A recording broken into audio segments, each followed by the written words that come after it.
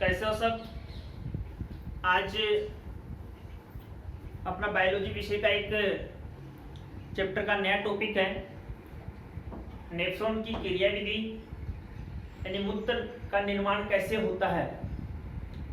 Last जो अपना video था उसमें अपन ने बात की थी कि नेफ्रॉन की संरचना, उसके महत्वपूर्ण दो भागों में अपन ने डिवाइड किया था। फर्स्ट भाग मेलपीगी का था, सेकंड भाग कुंडलित भाग था। मेलपीगी को अपन ने दो पार्ट्स में डिवाइड किया था। एक अपन ने बोमेन कैप्सूल था, बोमेन संपुट था, एक केशिका गुच्छ था। और कुंडलित भाग में समीपस्थ भाग, हेनले का लूप, दूरस्थ कुंडलित भाग और संग्राहक नलिकाएं थी। आज हम उसकी मैकेनिज्म कैसे होती है, क्रियाविधि कैसे होती है, वो आपको बताना चाह रहा हूं। तो अपनी हेडिंग होगी नेफ्रॉन की क्रियाविधि, या जो अपने आरबीएससी में जो क्वेश्चन आया हुआ है अब तक, वो ये आया था कि मूत्र के निर्माण की प्रक्रिया कैसे होती है, समझाइए। मूत्र के निर्माण की प्रक्रिया। देखिए मैं आपको बता दूं, जैसे अपन ने डायग्राम बनाया था नेफ्रॉन का, ये अपना जो पार्ट था वो समीपस्थ कुंडलित भाग था, ये हेनले का लूप है, और ये आगे का जो पार्ट होगा वो दूरस्थ कुंडलित भाग होगा, और ये होगी संग्राहक नलिका। जिसका आगे का ये भाग होगा वो पेल्विस एंड बेलनाई की जो वाहिनी है। यहां से दो धमनियां निकलती थी वृत्तीय, एक जिसका व्यास ज्यादा था अविवाही, और यहाँ एक जो बोमेन कैप्सूल की जो पोडोसाइट्स पदाणु जो कोशिकाएं होती है उनके साथ मिलकर के गुच्छा बनाती है, और जिस गुच्छे को अपन क्या बोलते हैं, केशिका गुच्छ बोलते हैं। ऐसी अपनी स्ट्रक्चर थी यहाँ पे नेफ्रॉन की। तो इसी के बारे में अपन बात करते हैं कि ये अविवाही धमनी थी और ये कम व्यास युक्त अपवाही धमनी, बोमेन कैप्सूल, बोमेन संपुट। ये जो भाग था वो समीपस्थ कुंडलित भाग था, और ये जो भाग था वो हेनले का लूप था, और ये दूरस्थ भाग था, दूरस्थ कुंडलित भाग। यहां ये जो नलिका थी उसको अपन ने कहा था संग्रह नलिका। ये आगे का पेल्विस भाग था। तो ये महत्वपूर्ण भाग थे नेफ्रॉन के। ये जो केशिका गुच्छ था यानी ग्लोमेरुलस का गुच्छा,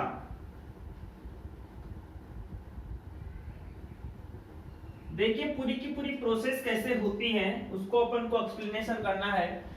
मेनली ये देखना होगा कि मूत्र के निर्माण की जब प्रक्रिया होती है तो जो रुधिर में, लीवर में मेनली क्या होता है, यूरिया का निर्माण होता है। यूरिया अपने शरीर का एक मुख्य उत्सर्जी उत्पाद है। तो यूरिया का वहां संश्लेषण होता है, यूरिया का वहां निर्माण होता है। तो और उसके साथ जो कुछ अपने शरीर के अंदर विभिन्न, जब अपन भोज्य पदार्थ ग्रहण करते हैं तो कुछ ऐसे अनावश्यक पदार्थ भी बन जाते हैं, जैसे कुछ एमिनो एसिड्स भी होते हैं, कुछ अदर अम्ल वगैरह भी होते हैं। तो वो रुधिर के साथ क्या हो जाते हैं, परिसंचरित होते हैं। और वो रुधिर के साथ परिसंचरित होकर के कहाँ अपने वृक्क में प्रवेश करते हैं और वृक्क में प्रवेश करते हैं किडनी में, और किडनी की अपन ने बताई थी सबसे बेस्ट क्रियात्मक इकाई क्या होगी, नेफ्रॉन हो गई। तो नेफ्रॉन में अभिवाही धमनी के द्वारा वो क्या करते हैं, बोमेन कैप्सूल में प्रविष्ट होते हैं, प्रवेश करते हैं। अब जब ये बोमेन कैप्सूल में प्रवेश करते हैं तो यहां से देखना कि इसके साथ यूरिया भी है, अन्य प्रकार के अम्ल भी हैं, जैसे हिप्पुरिक अम्ल भी है, कुछ एमिनो अम्ल भी है, कुछ आयंस भी हैं, सोडियम भी है, क्लोराइड आयंस भी हैं। वो आयंस भी क्या हो जाएंगे, यहाँ प्रविष्ट हो जाएंगे। तो इस प्रकार ये जो पूरी प्रोसेस होगी मूत्र के निर्माण की, नेफ्रॉन की क्रियाविधि, तो वो 3 चरणों में संपन्न होगी। एक जो चरण होगा उसको अपन बोलते हैं प्रानिस्यंदन, प्रानिस्यंदन यानी अल्ट्राफिल्ट्रेशन, और एक होगा चयनात्मक पुनरावशोषण, और एक होगा श्रावण। यानी इसको अपन बोलते हैं अल्ट्राफिल्ट्रेशन, इसको बोलते हैं सिलेक्टिव रीअब्जॉर्प्शन, और इसको क्या बोल देते हैं, सीक्रेशन। तो 3 मेन पार्ट्स में अपनी पूरी नेफ्रॉन के यानी मूत्र के निर्माण की प्रक्रिया संपन्न होती है। सबसे पहले मैं आपको बता देता हूं कि फिल्ट्रेशन कैसे होता है, अल्ट्राफिल्ट्रेशन कैसे होता है, प्राणनिस्यंदन की प्रोसेस क्या होती है। देखिए अपन चाय बनाते हैं, तो चाय बनाते हैं तो उसमें अदरक भी डालते हैं, उसमें चाय पत्ती भी डालते हैं, लौंग काली मिर्च भी डालते हैं, दूध भी डालते हैं, पानी भी डालते हैं, और जिस छन्नी के द्वारा अपन उसको छानते हैं तो जो आवश्यक जो पार्ट्स हैं जिसको अपन चाय बोलते हैं वो अलग हो जाता है। जो अनावश्यक पार्ट हैं, चाय की पत्ती वगैरह हैं, अदरक वगैरह, वो क्या रह जाते हैं, छन्नी में रह जाते हैं, तो उनको अपन फेंक देते हैं। तो वो फेंकने वाले एक प्रकार के क्या होंगे अपने, यदि अपन उसको इस रूप में माने तो वो उत्सर्जित पदार्थ होंगे। और यहां जब ये आता है तो सबसे पहले प्राणनिस्यंदन की प्रोसेस में क्या होता है कि अभिवाही धमनी में जो यूरिया और अन्य जो आयंस वगैरह हैं, विद्युत अपघट्य जो पदार्थ हैं, विद्युत अपघट्य पदार्थों के साथ साथ कुछ ऐसे एमिनो एसिड्स हैं, प्रोटीन्स हैं, जो आपने देखा होगा रुधिर है तो प्लाज्मा, प्लाज्मा में घुली हुई अवस्था में पाई जाती हैं, काफी ऐसे प्रोटीन्स हैं। तो यहाँ पे वो अभिवाही धमनी के द्वारा आ जाते हैं। तो ये मैं यहाँ आपको डायरेक्शन दे रहा हूँ, जो यूरिया युक्त ब्लड है वो बॉडी के अपने बोमेन कैप्सूल के केशिका गुच्छ में क्या हो रहा है, फ्लो हो रहा है। अब यहां से देखिए कि जो आवश्यक पदार्थ होते हैं जो अपने बॉडी के लिए, और जो अनावश्यक पदार्थ होते हैं उनकी छनन की प्रक्रिया होती है, और उसको छनन करने की प्रक्रिया से फिल्टर पेपर का क्या काम है, फिल्टर पेपर छानने का। तो यहाँ फिल्ट्रेशन की प्रोसेस होनी है, आवश्यक अनावश्यक पदार्थ होते हैं उनको छाना जाता है। अब जो अनावश्यक पदार्थ होते हैं वो आगे चले जाएंगे, और बाकी जो पदार्थ होते हैं जिनमें रुधिर वापस ले जाता है, जिसमें वो, अब ये ध्यान देना एक चीज, ये जो अपवाही और अभिवाही धमनियां होती हैं, अपवाही धमनी मेनली क्या करती है, अभिवाही धमनी होती है पूरे के पूरे स्पुंडलित भाग के चारों ओर से कोइल्ड भाग के रूप में पाई जाती है इस प्रकार से, क्योंकि पुनरावशोषण जैसी प्रक्रियाएं होती हैं और एक प्रकार की क्या होती है, पारगम्यता को प्रदर्शित करती हैं। तो प्राणनिस्यंदन अपन किसे कहेंगे कि आवश्यक जो अपने शरीर के रुधिर में जो विद्यमान आवश्यक और अनावश्यक पदार्थ हैं, अनावश्यक में नाइट्रोजन अपशिष्ट पदार्थ हैं जैसे यूरिया है आदि, ऐसे जो रंगा पदार्थ हैं, कुछ विद्युत अपघट्य पदार्थ हैं, उनको छानने की प्रोसेस क्या कहलाती है, प्राणनिस्यंदन कहलाती है। और जो पदार्थ छना, फिल्टर्ड हुआ, उसको अपन क्या बोल देते हैं, निस्यंदन बोलते हैं, या उसको अपन क्या बोलते हैं, निस्यंद बोलते हैं, जो पदार्थ छाना गया। अब ये जो निस्यंद होता है, जो फिल्ट्रेट पदार्थ होता है, वो यार केशिका गुच्छ से होगा। और यहाँ मैंने आपको बताया था कि जो बोमेन कैप्सूल्स होते हैं और केशिका गुच्छ और बोमेन कैप्सूल, यहाँ बोमेन कैप्सूल यहाँ क्या करता है, केशिका गुच्छ का जो जालिकामय भाग बनाता है, इसमें विशिष्ट प्रकार की जो कोशिकाएं होती हैं, उनको अपन ने कहा था कि पदाणु या पोडोसाइट जो कोशिकाएं होती हैं मेनली, वो यहाँ इस केशिका गुच्छ भाग का निर्माण करती है, ग्लोमेरुलस पार्ट का क्या करती है, वो निर्माण करती हैं। और यहाँ से अपन को देखना होता है जो निस्यंद निकलता है, तो तो ये जो निश्चिंत होता है, ये फिल्ट्रेशन की प्रोसेस होती है, इसको अपन देखते हैं कि यदि अपन 1 मिनट की बात करें तो 1 मिनट में लगभग 125 ml, 1 मिनट में 125 ml जो निश्चिंत है उसका क्या होता है, फिल्ट्रेशन होता है।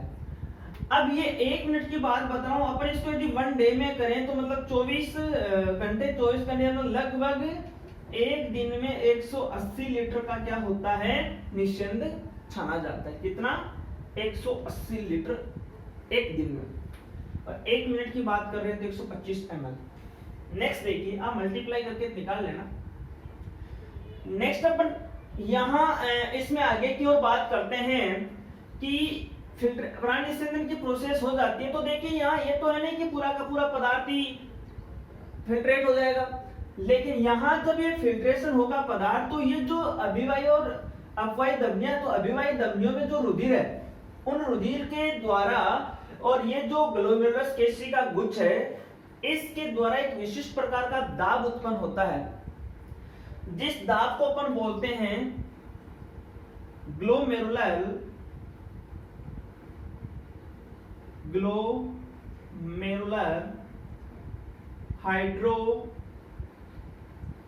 हाइड्रोस्टैटिक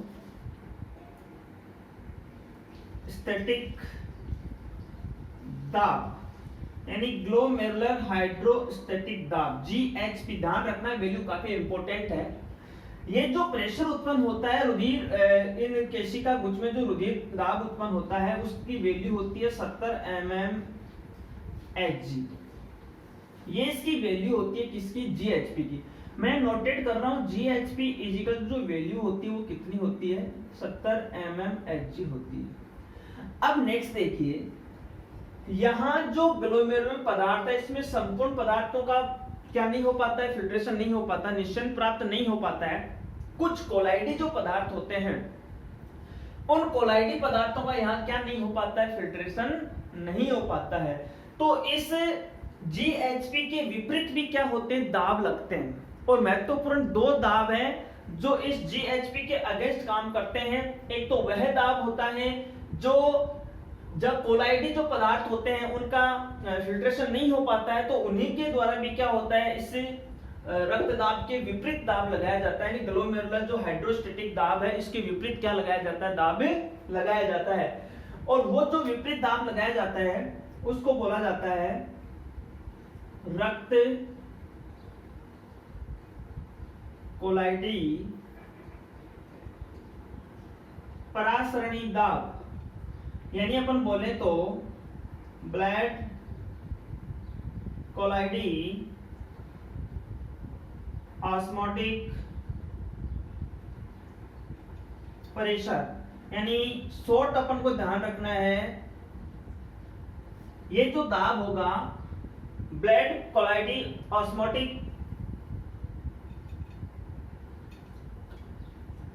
जो प्रेशर होगा, इसकी जो वैल्यू होगी वो इसके विपरीत लगेगी 30 mmHg। कितनी वैल्यू होगी? 30। तो यहाँ एक वैल्यू ये होगी, इसके अगेंस्ट जो सेकंड वैल्यू होगी कोलाइडी प्रेशर की, उसका वैल्यू कितना हो गया? 30 mmHg हो गया। अब सेकंड देखिए, ये जो वैल्यूज यहाँ पर प्राप्त हुई, इन वैल्यूज के अगेंस्ट अब ये जो अपना कैप्सूल पार्ट है, बोमेन कैप्सूल है, ये बोमेन कैप्सूल भी क्या करता है, इस GHP के अगेंस्ट प्रेशर लगाता है। क्या लगाता है? अगेंस्ट लगाता है। तो जिसको बोलते हैं, इसके अगेंस्ट जब प्रेशर लगता है तो उसको मैं लिख रहा हूं यहाँ पे संपुट हाइड्रोस्टैटिक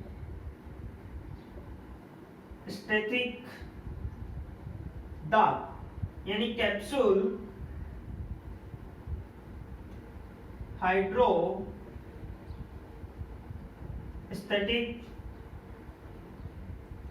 प्रेशर, शॉर्ट में CHP। तो यहाँ CHP की जो वैल्यू होती है वो होती है 20 mmHg। ओके, 15 से 20 अलग ग्रुप अपने RBC के अकॉर्डिंग में बात कर रहा हूं। तो ये एक अनेक अपने पास वैल्यू आ गई। टोटल जो ग्लोमेरुलर जो निश्चिंत का फिल्ट्रेशन हुआ, उसका जो प्रेशर होता है उसको अपन GHP बोलते हैं, उसकी वैल्यू होती है 70 mmHg। और उसके अगेंस्ट 2 प्रेशर होते हैं। एक कोलाइडी प्रेशर होता है जिसकी वैल्यू 30 mm Hg होती है, और एक होता है कैप्सूल का जो प्रेशर लगता है उस GHP के अगेंस्ट लगता है जिसकी वैल्यू होती है 20 mm Hg।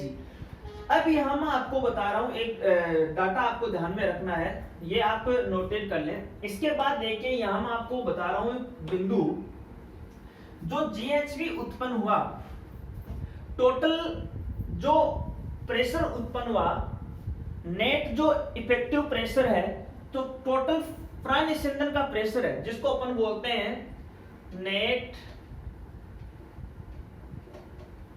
फिल्ट्रेट प्रेशर, यानी NFP। तो जो नेट फिल्ट्रेट प्रेशर क्या होगा उसकी जब अपन बात करते हैं, तो यहां मैं इसके डाटा नोट कर रहा हूं, वो क्या हो जाएगा, तो NFP is equal to total GHP minus क्या हो जाएगा, कोलाइडी प्रेशर और प्लस कैप्सूल प्रेशर, यानी NFB की जो वैल्यू आ जाएगी, नेट फिल्ट्रेट प्रेशर या नेट इफेक्टिव फिल्ट्रेट प्रेशर की जो आ जाएगी वैल्यू, वो कितनी हो जाएगी, 70 से ये कितने हैं 30 और 20, यानी ये वैल्यू कितनी होगी 50 होगी। तो 70 में से अपन 50 को निकाल देंगे, 50 को निकाल देंगे, तो NFB वैल्यू कितनी आ जाएगी 20 mm Hg क्या आ जाएगा, इसका प्रेशर होगा। ये बात है यहाँ पर टोटल कितना निस्यंदन हो रहा है, कितना फिल्ट्रेट हो रहा है। मैंने आपको कह दिया कि एक दिन में 180 लीटर फिल्ट्रेशन होता है, निस्यंद होता है, इसकी प्राप्ति होती है, तो इतनी इसकी वैल्यू निकल के आती है। अब ये अपना फर्स्ट पॉइंट था प्राण निस्यंदन। अब देखिए अपन ने सुना है, काफी कक्षाओं में अपन ने पढ़ा है कि मनुष्य एक दिन में 1 से लेके 1.5 लीटर क्या करता है, मूत्र का उत्सर्जन करता है।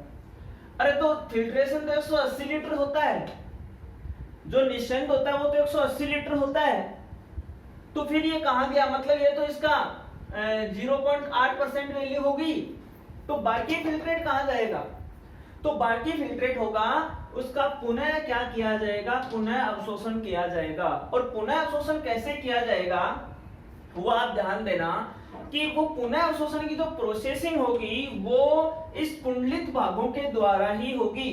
कुंडलित भागों की जब अपन बात करते हैं तो मेनली जो पुनः अवशोषण होगा वो जैसे समीपस्थ कुंडलित भाग है, तो इसके द्वारा मेनली जैसे सोडियम आयंस है, क्लोराइड आयंस है, बाइकार्बोनेट आयंस है, इनका क्या किया जाएगा, पुनः अवशोषण किया जाएगा। क्योंकि ये जो नलिका होती है, मैंने आपको कहा कि इसकी कुंडलित होती है, चारों कोइल्ड होती हैं, तो वो क्या करते हैं, पारगम्यता को प्रदर्शित करती हैं।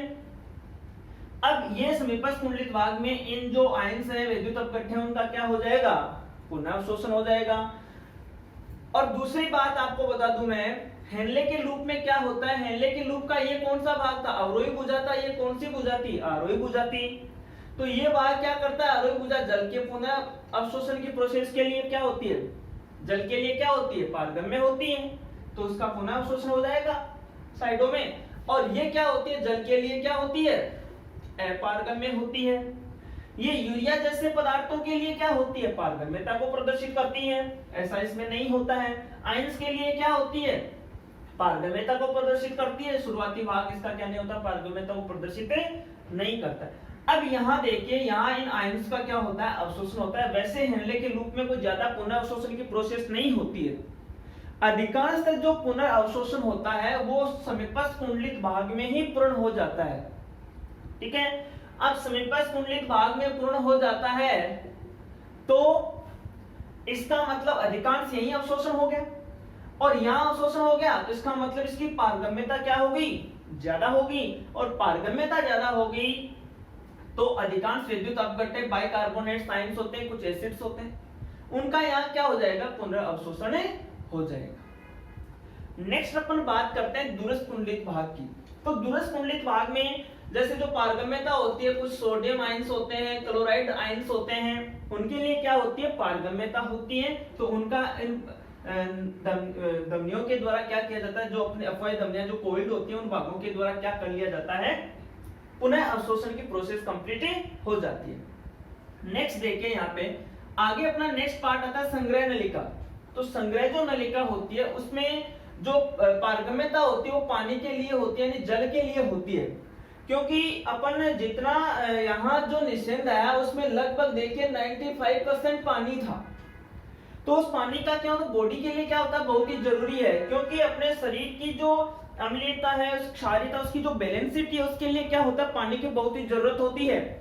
तो इसी के लिए देखिए वो सोल्यूबल कंडीशन के लिए तो मेनली आगे की अपन बिंदु की बात करें तो यहाँ इसका अवशोषण हो जाएगा। अवशोषण के बाद में जो सांद्र कंडीशन में मिलेगा अपन को जो तरल पदार्थ मिलेगा उसको अपन क्या कह देते हैं, मूत्र कह देते हैं।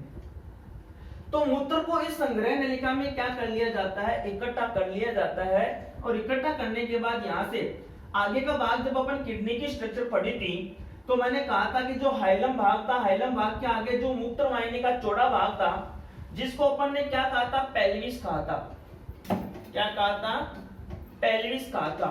तो ये जो पेल्विस भाग है, इस पेल्विस भाग के द्वारा ये मूत्राशय में, मूत्र वाहिनियों के माध्यम से मूत्राशय में क्या होता रहेगा, स्टोर होता रहेगा। और आवश्यकता पड़ने पर अपन उसको बॉडी से क्या कर देंगे, बाहर की ओर उत्सर्जित कर देंगे।